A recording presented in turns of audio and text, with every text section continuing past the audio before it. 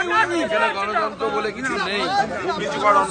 রাজ্য সরকার পুলিশের মধ্য দিয়ে গণতন্ত্রকে সম্পূর্ণভাবে ধ্বংস করে এই রাজ্যকে গণতন্ত্রের বদ্ধভূমিতে পরিণত করেছে। আমরা এর বিরুদ্ধে গোটা রাত প্রতিবাদ জানিয়ে আমরা প্রথম থেকেই বলেছিলাম যে আমরা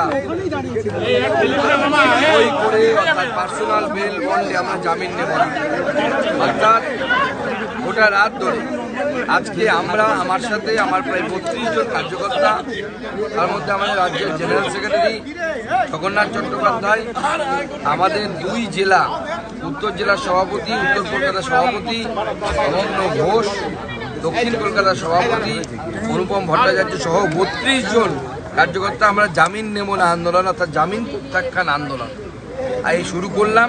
এরপরে পশ্চিমবঙ্গের যেখানে ভারতীয় জনতা পার্টির কার্যকর্তারা এইভাবে গণতন্ত্রের জন্য আন্দোলন করতে গিয়ে যেখানে গ্রেপ্তার হবে আমরা এই জামিন নেব না বা জামিন প্রত্যাখ্যান আন্দোলন করব।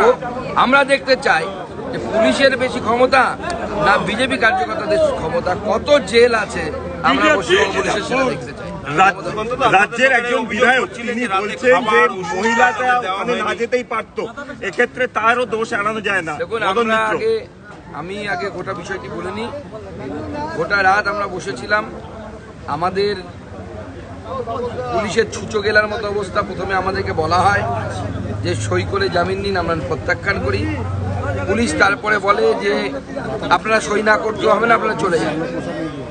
অর্থাৎ আমাদেরকে কেন নিয়ে আসা হয়েছে কোনো তথ্য পুলিশ আমাদেরকে জানায়নি, তাদের কাছে নেও। অর্থাৎ তাদের কাছে তাদের আইনি কোনো জায়গাই ঠিকমতো ছিল না।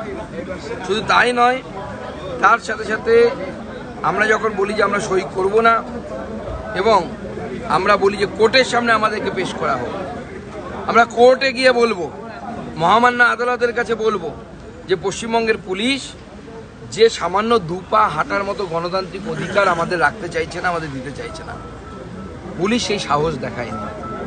পুলিশ বলেন যে না, আমরা আপনাদেরকে কোর্টে নিয়ে যেতে পারবো না, আপনারা চলে যান। প্রশ্ন তাহলে পুলিশ আমাদেরকে নিয়ে এসে 4-5 ঘন্টা বসিয়ে রাখলো কেন? কোনো উত্তর পুলিশ আমাদেরকে দিতে পারে। পুলিশের বিভিন্ন অফিসাররা এসেছে, এমনকি সকালবেলাও তারা আমাদের কাছে বারবার এসে জিজ্ঞেস করছিলেন। ভোর 4টের সময় জিজ্ঞেস করেছেন।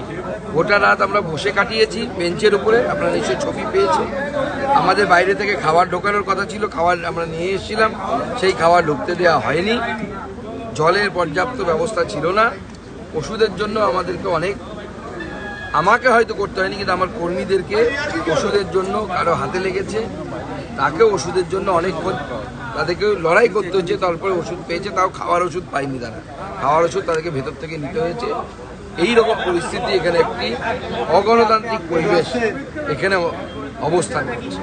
কিন্তু মা বোনেদের উপর যে ধরনের অত্যাচার হচ্ছে, কসবার ঘটনা শুধু বিচ্ছিন্ন তো ঘটনা নয়, একের পর এক মহিলাদের উপর অত্যাচার সন্দেশখালী থেকে শুরু করে সব জায়গায় হচ্ছে।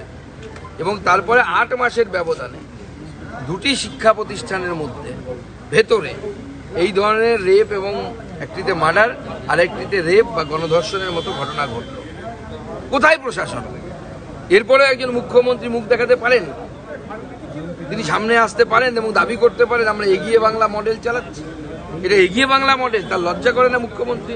যে তার মতো মহিলা মুখ্যমন্ত্রী হওয়া সত্ত্বেও তার দলের পদ নিয়ে, তার দলের নেতাদের সাথে ছবি তুলে এই ছেলেটি বা এই ছেলেগুলো 3 জন যাদের নাম এসছে, তারা এই ধরনের পাশবিক অত্যাচার চালিয়েছে। এবং যারা এই ধরনের পাশবিক অত্যাচার চালাতে পারে, মনস্তাত্ত্বিক এক্সপার্টরা বলবে আপনাদেরকে এটা তাদের প্রথম কাজ নয়। এরকম বহু মেয়ে শারীরিক শোষণ এরা করেছে, এবং সেই সমস্ত মেয়েরা হয়তো চক্ষু লজ্জার ভয়ে বা লোকলজ্জার ভয়ে বিষয়টি সামনে আনার মতো সাহস পায়। প্রত্যেকটি জেলায় জেলায় এই ধরনের কলেজের দাদাগিরি চলছে, ইলেকশন হয় না। আর সব থেকে অবাক লাগছে যে ছেলেটি সে বলেছিল যে পদ পেতে গেলে কম্প্রোমাইজ করতে হবে, তার কথা, তার প্রতি লয়াল থাকতে হবে। তো তৃণমূল ছাত্র পরিষদের একটি পদ, কলেজের পদ, ছাত্রী সেক্রেটারি বা সম্পাদক, তার জন্য যদি এই কম্প্রোমাইজ করতে হয়, তাহলে তৃণমূল মাদার যে দল আছে তাতে পদ পেতে গেলে মহিলাদের কি ধরনের কম্প্রোমাইজ করতে হয়? এই প্রশ্নটা তো সবার আগে উঠে যাচ্ছে। মদন মিত্র বলছেন যে মহিলার দোষ ছিল, মানে হলেও ছিল। ভারতীয় জনতা পার্টি আজকেও আন্দোলন করবে। আজকে আমাদের মহিলারা জেলায় জেলায় মশাল মিছিল করবে, থানা ঘেরাও হবে। এই সমস্ত আন্দোলন আমরা চালাবো।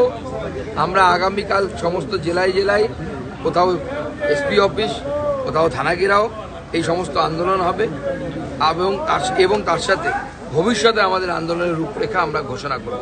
আমরা ছেড়ে দেব না। মমতা বন্দ্যোপাধ্যায় যদি ভাবেন যে ওনার মৌরুষি পাট্টা হয়ে গেছে, ওনার জমিদারি হয়ে গেছে, এই জমিদারি আমরা চলতে দেব না। আজও আমরা শেষ পর্যন্ত আমাদের দাবিতে অনড় থেকেছি। পুলিশ বাধ্য হয়েছে আমাদের দাবি মানতে। আমরা বেল বন্ডে সই ছাড়া বেরিয়েছি এবং পুলিশ আমাদেরকে পরে বলেছে 5 আইন কেস দেওয়া হয়েছে, আপনারা বেরিয়ে যান। কিন্তু আমরা আমাদের শর্ত মতো বেরিয়েছি, আমরা আমাদের কথা মতো বেরিয়েছি।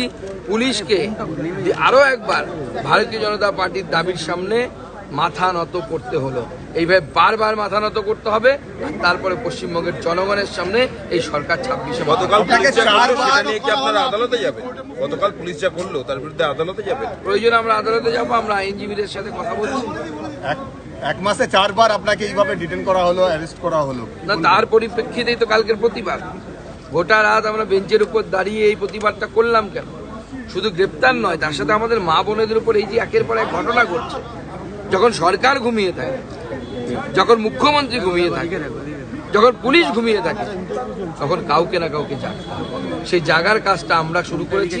গোটা পশ্চিমবঙ্গবাসীর কাছে আবেদন থাকবে, আমরা সবাই মিলে আসুন, জাগি, রাত জাগি, তবে এই বাংলাকে বাঁচাতে পারবো, এই পশ্চিমবঙ্গকে বাঁচাতে পারবো, পশ্চিমবঙ্গের মা বোনেদেরকে বাঁচাতে পারবো। নচেত এই পশ্চিমবঙ্গের অবস্থা মাননীয় মুখ্যমন্ত্রীর নেতৃত্বে আরো খারাপের থেকে খারাপ।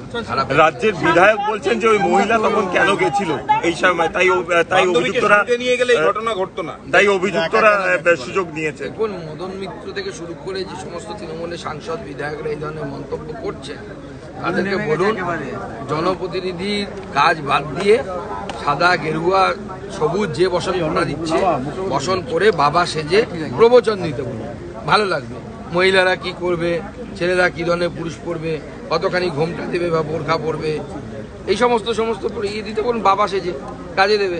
জনপ্রতিনিধিদের এটা কাজ না তো, তার কাজ হচ্ছে আইন শৃঙ্খলা ঠিক আছে কিনা সেইটার ব্যাপারে প্রচেষ্টা করা। মেয়েটি বান্ধবী নিয়ে কলেজে যাবে না যাবে, তাই হয় নাকি? মদন মিত্রের বাড়ির মহিলারা সবসময় কি বান্ধবী নিয়ে ঘুরে বেড়ান নাকি? হয়? যেরকম করেন।